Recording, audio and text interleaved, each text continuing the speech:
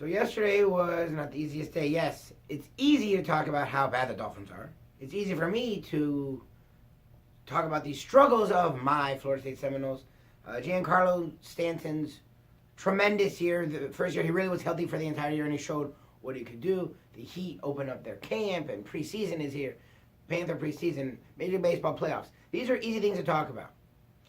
What happened in Las Vegas is not easy. And yes, you look at me looking like this and you don't come to me for serious talk. And I get it. And I try to stay away from politics and try to stay away from the world at large because like Defo says, we are in the toy store department with what we talk about. And we're very privileged to be able to talk about sports and take it serious to an extent, but have fun and not really focus on the larger matters at hand in life.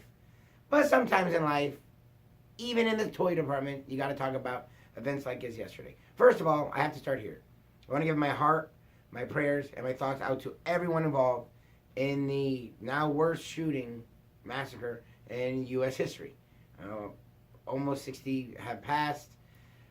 Almost 550, if not more, were injured. And they were just trying to watch a concert. And it really, and I get it, you hear the cliche, it puts life in perspective. It does. But it also makes you realize not everyone has the same perspective.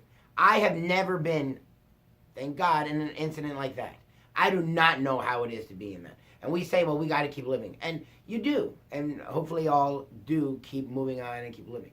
However, it's not so easy for people who have been involved in something like that. These people now, the rest of their life, will think about that. They hear a bang.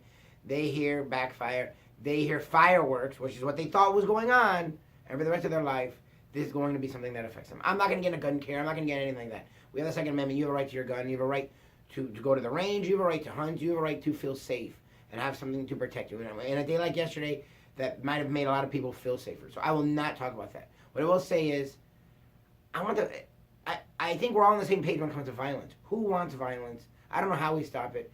But stuff like that from yesterday makes me, of course it makes you sad, it makes me sick to my stomach. Just looking, and I have made myself watch the videos. It's tough to take.